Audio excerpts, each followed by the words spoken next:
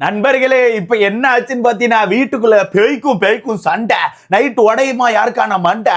எனக்கு தெரிஞ்சு இன்னைக்கு நைட்டு தரமான சம்பவம் இருக்கும் ப்ரோ. வேற லெவல் அடிச்சுக்க போறாங்க.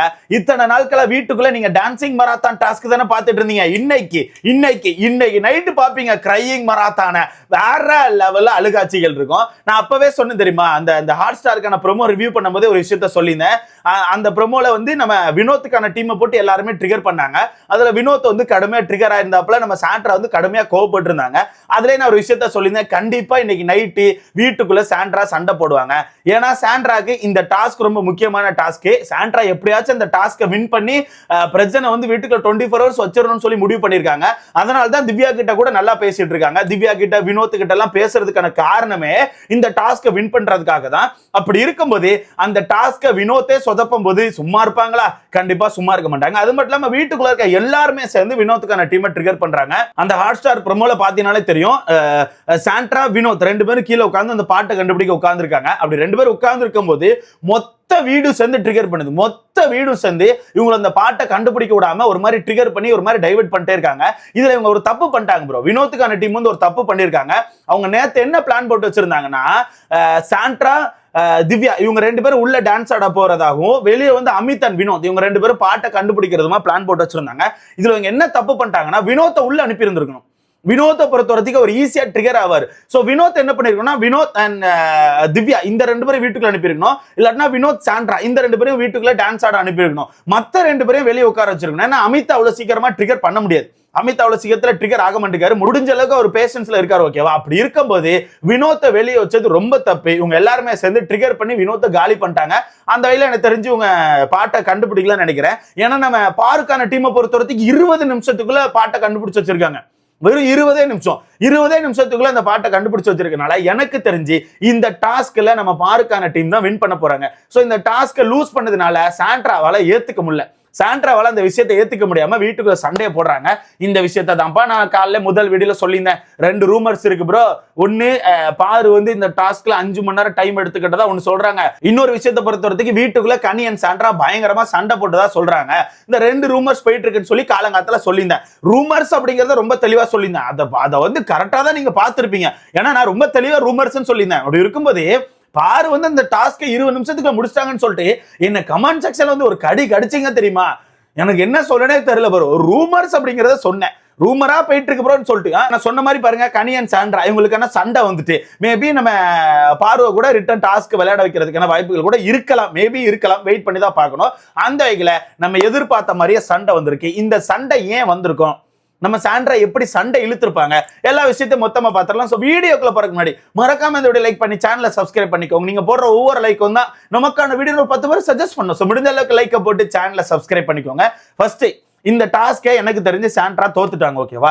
அதனால சாண்ட்ரா என்ன பண்ணிருப்பாங்கன்னா, ஒரு மாதிரி குடும்ப கதை எடுத்திருப்பாங்க. ஒரு மாதிரி குடும்பம்னு இருந்தாதான் தெரியும், குடும்பத்தோட வேல்யூ தெரியுமா, இப்படிதான் விளையாடுவீங்களா, ஒருத்தருக்கான எமோஷன்ல தான் நீங்க பிளே பண்ணுவீங்களான்னு சொல்லிட்டு எனக்கு தெரிஞ்சு சும்மா ட்ரிகர் பண்ணிருப்பாங்க. அதுவும் முக்கியமா கனியை ட்ரிகர் பண்ணிருப்பாங்க. இவங்க வேற யாரையுமே ட்ரிகர் பண்ண மாட்டாங்க. நீங்க அந்த ஹாட் ஸ்டார் ப்ரோமோல பாத்தீங்கன்னா மொத்த வீடுமே உங்களை சுத்தி தான் உட்கார்ந்துருக்கு. ஆனா மத்த யார்கிட்டயுமே இவங்க சண்டைக்கு போக மாட்டாங்க. ஏன்னா மத்த யார்கிட்டயே சண்டைக்கு போனா அது சண்டை போட முடியாதுன்னு அவங்களுக்கே தெரியும். அதனால இவங்க எப்பவுமே கனியை தான் சூஸ் பண்ணுவாங்க. வீட்டுக்குள்ள வந்த முதல் நாள்ல இருந்தே கனி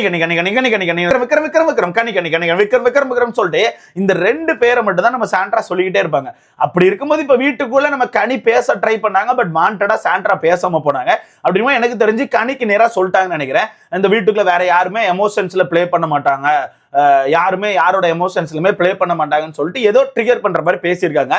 அங்கதான் நம்ம கனி டென்ஷன் ஆயிட்டு, ஐ ஸ்வேர் என் குழந்தைகள் மேல சத்தியமா சொல்றேன், நான் அப்படி பண்ணல, அப்படிலாம் நான் பண்ணியிருந்தா நானே என்ன பார்த்து துப்பிப்பேன்னு சொல்லிட்டு ஒரு மாதிரி பேசுறாங்க. எனக்கு ஒரு விஷயம் புரியலங்க. உங்களுக்கான கேம்ல ஏங்க குழந்தைகள், அம்மா அப்பா, குடும்பம், புருஷன், பொண்டாட்டின்னு சொல்லிட்டு அவங்களெல்லாம் எடுத்துட்டு வரீங்க?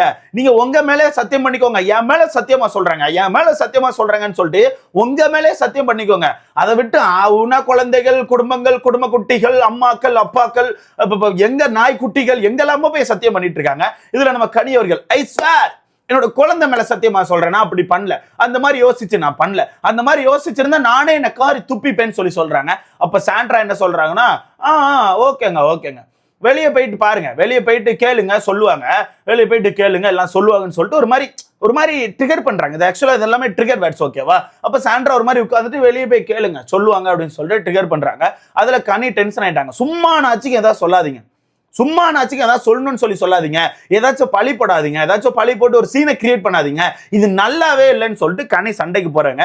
நீங்க நல்லா பாத்தீங்கன்னா கனி வந்து பாயிண்ட பேசி ஒரு மாதிரி சண்டைக்கு போவாங்க. ஆனா நம்ம சாண்ட்ரா பொறுத்தவரைக்கும் nice nice nice, eat 5 star, two nothing அப்படின்னு மாதிரி ட்ரிகர் மட்டும் பண்ணி விட்டுட்டு அமைதியா உட்காந்து நைஸ் நைஸ்ன்னு சொல்லிட்டு இருக்காங்க. இதுல கனி டென்ஷன் ஆயிட்டு அநியாயம் பண்ணாதீங்க, அநியாயமா பழிப்படாதீங்க, இது நல்லாவே இல்லை, பார்க்க ரொம்ப சீப்பா இருக்கு, அசிங்கமா இருக்கு, இப்படி அசிங்கமா பண்ணாதீங்கன்னு சொல்லிட்டு போட்டு அட்டி உடைகிறாங்க. ஆனா நம்ம சாண்ட்ராக்கான ஆன்சர் என்னன்னா நைஸ் நைஸ் அப்படிங்கிறாங்க. என்னக்கா நைஸே? ஓ, உங்களை வந்து அசிங்கம்னு சொன்னது, கேவலன்னு சொன்னது, சீப்புன்னு சொன்னது, இதெல்லாம் நைஸ்ன்னு சொல்றீங்களா? Super super.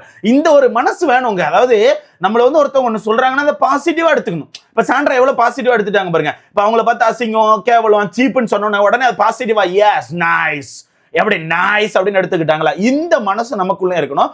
அந்த வகையில கனி போட்டு பொழந்துட்டு இருக்காங்க. இதுல கடைசியில ஒண்ணே சொல்றாங்க, இப்படி ஒருத்தவங்களை வில்லன் ஆக்கணும்னு சொல்லிட்டு சும்மா பொய்யா பழி போடாதீங்க, சும்மா வில்லன் ஆக்கணும்னு சொல்லிட்டு பழி போட்டுட்டு இருக்காதீங்கன்னு சொல்லிட்டு கனி சொல்றாங்க. உடனே நம்ம சாண்ட்ரா, ஏங்க நான் ஏங்க உங்களை வில்லன் ஆக்க போறேன், உங்களை நான் ஏங்க வில்லன் ஆக்கணும் அப்படின்னு சொல்லிட்டு நம்ம சாண்ட்ரா வந்து சொல்றாங்க. உடனே அந்த பக்கம் கனி வந்து இது ரொம்ப சீப்பா இருக்கு, நீங்க பண்றது எல்லாமே ரொம்ப சீப்பா இருக்கு, நீங்க ஒரு சீப்பா பண்றீங்கன்னு சொல்லிட்டு இந்த மாதிரி டென்ஷனா இந்த இடத்தோட பேசிட்டு போயிட்டாங்க. உடனே நம்ம சாண்ட்ரா அந்த இடத்துல உட்காந்து எஸ் ரொம்ப சீப், ரொம்ப சீப்பா இருக்குன்னு சொல்லிட்டு தலையை மட்டும் ஆட்டிட்டு இருக்காங்க. எனக்கு தெரிஞ்சு இந்த ப்ரோமோல சும்மா சாண்ட்ராவை மாசா காமிச்சிருப்பாங்க, எபிசோட்ல போய் நம்ம பார்த்தே ஆகணும், லைவ்ல கண்டிப்பா பார்த்தாகணும். எனக்கு தெரிஞ்சு இந்த சீன் முடிஞ்ச உடனே நம்ம அக்கா அந்த சட்டையை பிடிச்சி வச்சுட்டு எல்லாரும் டார்கெட் பண்றாங்க ஓ அப்படின்னு சொல்லி கண்டிப்பா அழுவாங்க. கண்டிப்பா இருக்கும் ப்ரோ. டான்சிங் மராத்தான் முடிஞ்சு கண்டிப்பா கிரையிங் மராத்தானை ஸ்டார்ட் பண்ணுவாங்க. கண்டிப்பா அந்த சம்பவம் இருக்கும். நான் வேணா அடிச்சு சொல்றேன், வெயிட் பண்ணி பாருங்க, அந்த சம்பவம் கண்டிப்பா இருக்கும். அந்த வகையில 2 பேரும் மாத்தி சண்டை செஞ்சுக்கிட்டாங்க. இதுல நான் ஒண்ணு சொல்லிட்டா, பிரஜன் உள்ள வரக்கூடாது, சாண்ட்ராக்கான குழுமம் உள்ள வரக்கூடாதுன்னு சொல்லி யாருமே கேம் ஆடலங்க. இவங்க உன்ன இப்படிதான் பண்றாங்க ப்ரோ. இவங்களே ஒரு பிம்பத்தை கிரியேட் பண்ணி ஒருத்தர் தலையில கொண்டு வச்சிருக்காங்க. யாருக்கான எமோஷன்ஸ்லயுமே யாருமே பிளே பண்ண மாட்டாங்க. நீங்க பண்றீங்க அப்படின்னு மாதிரி சொல்ற வார்த்தை ரொம்ப தப்பு. பிரஜன் இந்த வீட்டுக்குள்ள வந்தானே வரலன்னா அவங்களுக்கு என்னங்க? உங்களுக்கான குடும்பம் இந்த வீட்டுக்குள்ள இருக்க கூட யாரா யோசிப்பாங்களா? மாட்டாங்க. அது மட்டும் இல்லாம நீங்க வின் பண்ணாலும் உங்க டீம்ல உங்க குடும்பத்தை வர விடுவாங்களான்னு கேட்டீங்கன்னா அது எனக்கு தெரியல. ஏன்னா பிரஜன் கூட இத்தனை நாட்கள் இந்த வீட்டுக்குள்ள இருந்திருக்கீங்க, பல பேர் அவங்க குடும்பத்தை பார்க்காம இருக்காங்க. அப்படி இருக்குமா அவங்க குடும்பத்தை தான் இந்த வீட்டுக்குள்ள வைக்க ட்ரை பண்ணுவாங்க. யோசித்து பாருங்க, பிரஜன் கூட 40 நாள் இருந்தாச்சு, கடந்த 2 வாரங்கள் தான் இவங்க இல்ல. ஆனா மத்தபடி இருக்க வினோத் ஆகட்டும், அமித் ஆகட்டும், திவ்யாவாகட்டும் எல்லாருமே அவங்க குடும்பத்தை பிரிஞ்சுதான் இருக்காங்க. வினோத் எல்லாம் 73 நாள் அவருக்கான குடும்பத்தை பிரிஞ்சு இருக்காரு. இன்னும் போட்டோ கூட எங்கேயும் பார்க்கல. நீங்களாச்சும் உங்க குழந்தைகள் போட்டோ எல்லாம் பார்த்திருக்கீங்க. அப்படி இருக்கும்போது அவங்க குடும்பத்தை வீட்டுக்குள்ள 24 hours வைக்கணும் ட்ரை பண்ணுவாங்களா? நீங்க ஃபீல் பண்றீங்கன்னு சொல்லி உங்க குடும்பத்தை வைக்க ட்ரை பண்ணுவாங்களா? சொல்ல முடியாது. அவங்களுக்குலாம் மனசு கொஞ்சம் தங்கம் அப்படிங்கிறனால மேபி விட்டு கொடுத்துருவாங்க. உங்களுக்கான மைண்ட் எப்பவுமே செல்ஃபிஷா இருக்கும். நீங்க மட்டும்தான், நான் தான் எலைட்டு, நான் மட்டும்தான் கரெக்ட், நான் தான் மாசுன்னு சொல்லி யோசிக்கிற ஆட்கள் நீங்க. அப்படி இருக்கும் உங்களுக்கான மைண்ட் அப்படி இருந்திருக்கும். உடனே அவங்க அந்த டிராமாவை போட்டு எல்லாரும் அட்டாக் பண்றாங்க.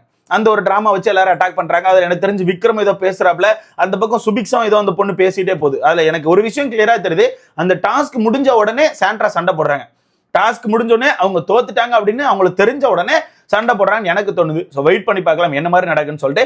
நீங்க சொல்லுங்க ப்ரோ, வீட்டுக்குள்ள யாராச்சும் பிரஜன் வரக்கூடாது, சாண்ட்ராக்கான குடும்பம் இந்த வீட்டுக்குள்ள 24 hours இருக்கக்கூடாதுன்னு சொல்லி யாராவது கேம் ஆடுறாங்களா? யாராச்சும் அப்படி நோக்கத்துல சுத்துறாங்களா? வாய்ப்பே கிடையாது. வீட்டுக்குள்ள இப்ப சாண்ட்ராவை டார்கெட் பண்ணி எல்லாரும் பேசிட்டு இருக்கிறதுக்கான காரணம் கூட சாண்ட்ரா வீட்டுக்குள்ள இருக்க எல்லாரும் டார்கெட் பண்றாங்க. வீட்டுக்குள்ள இருக்க எல்லாருமே ஒரு ஃபேக்கா ஒரு அலிகேஷன் வச்சு ஒரு மாதிரி பேசி விட்டு ஒரு மாதிரி வேணுக்குன்னு ட்ரிகர் பண்ணி எல்லாரும் மேலே ஒரு பழி போடுற மாதிரி வேணுக்குன்னு வெளியே போய் படுத்து அந்த மாதிரி விஷயங்கள் பண்ணும்போது தான் வீட்டுக்குள்ள இருக்க எல்லாருமே ட்ரிகர் ஆகி அவங்க கிட்ட போய் பேசுறாங்க, பேச ட்ரை பண்றாங்க.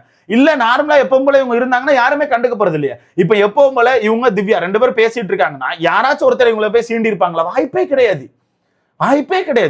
2 பேருமே காணாம போயிருப்பாங்க. திவ்யா சாண்ட்ரா 2 பேருமே காணாம போயிருப்பாங்க. ஏன்னா 2 பேரும் கேமே கிடையாது, எந்த ஒரு கேமும் கிடையாது. சோ இவங்க இங்க அழகான ஒரு பிளான் போட்டாங்க. பிக் பாஸ் டீம் அழகா பிரச்சனை பிரிச்சு, அழகா திவ்யாவை பிரிச்சு, அழகா சாண்ட்ராவை பிரிச்சு ஒரு கேமை போட்டு மொத்த வீடையுமே ஒரு கேமுக்குள்ள கொண்டு வந்திருக்காங்க. பிக் பாஸ் டீம் தான் பாராட்டுகள் கொடுக்கணும். இந்த அளவுக்கு முக்கிய ப்ரோமோ போடுறாங்கல்ல, அந்த டீம் தான் நம்ம பாராட்டுகள் கொடுக்கணும். சாண்ட்ரா தான் டைட்டில் வின்னரா. இதை பத்தி உங்களுக்கான கருத்து சொல்லிட்டு மறக்காம கமெண்ட்ல படுங்க. நைட்டு சந்திக்கலாம்.